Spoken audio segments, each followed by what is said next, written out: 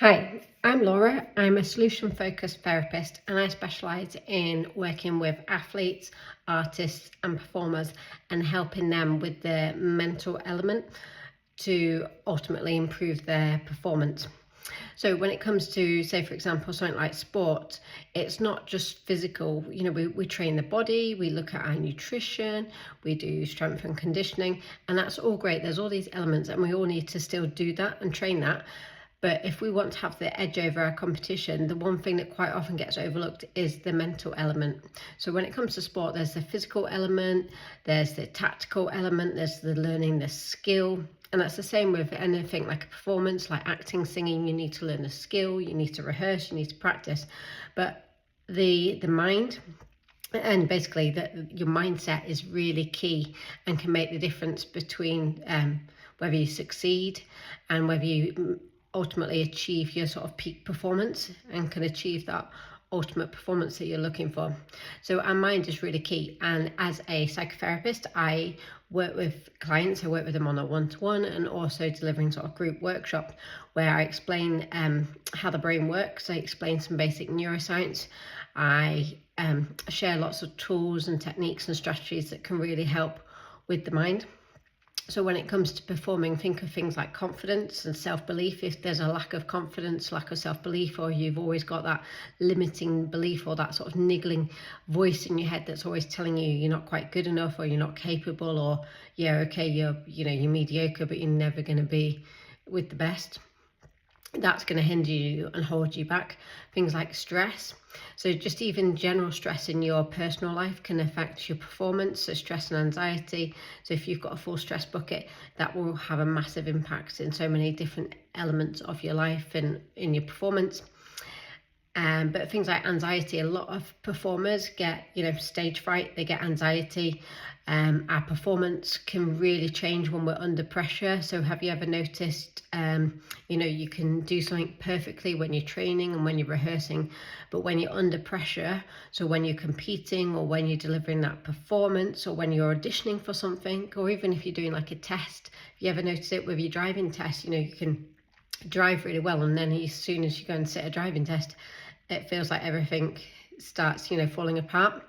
And again, that's our mind. And we can get our mind working with us and collaborating with us and helping us. And we can learn how to manage those stage fright, those nerves, learn how to manage them so they don't hinder our performance, and actually learn how to kind of tap into that and engage with our mind so it actually can enhance our performance.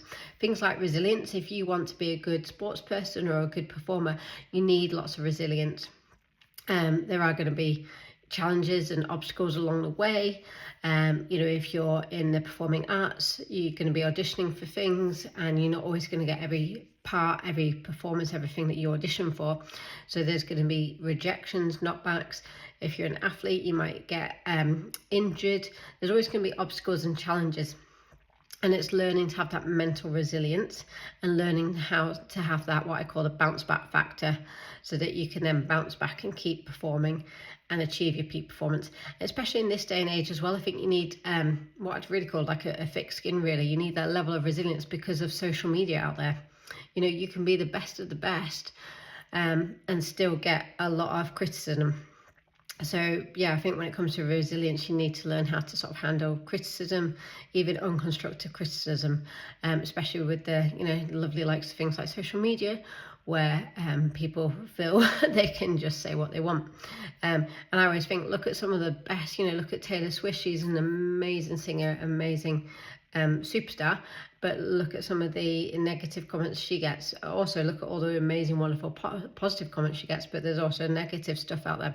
So it's learning to have that thick skin, learning to have that resilience, learning to have that bounce back factor to overcome rejection, overcome obstacles, injuries, that side of things.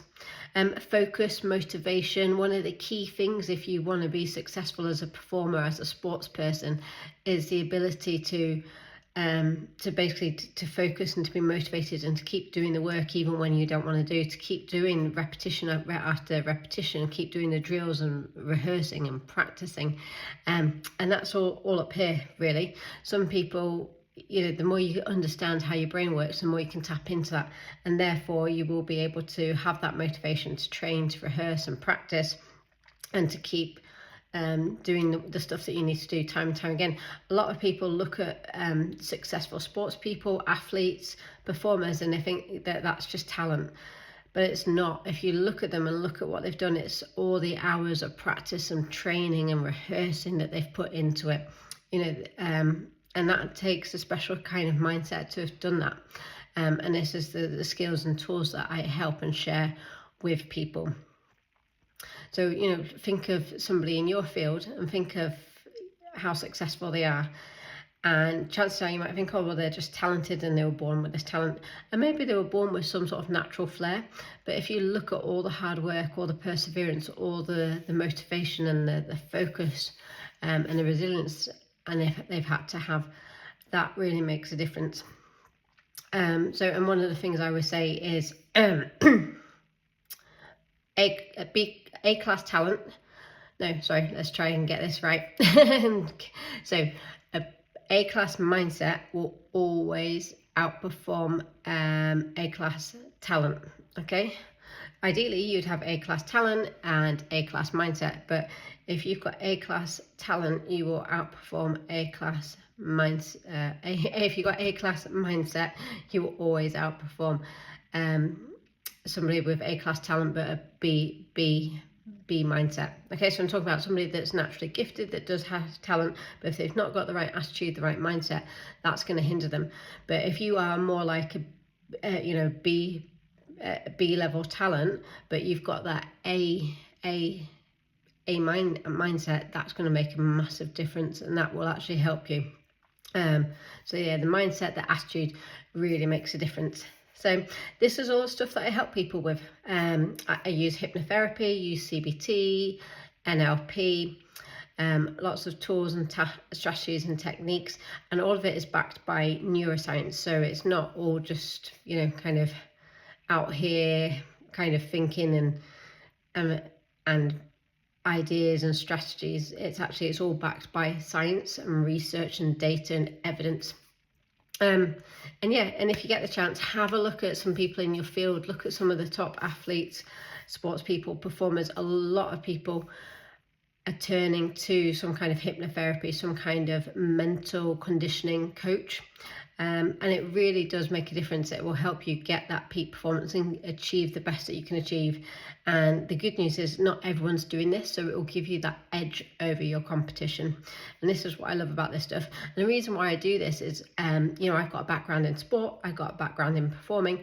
And when I was younger, nobody ever taught me this stuff. None of this stuff was really talked about. Nobody ever taught me this stuff. And that's my biggest mission, is really to share this knowledge, these techniques, these skills with other people, and get it more out there. And so people have that, and so they can really achieve their goals and achieve what they want to achieve.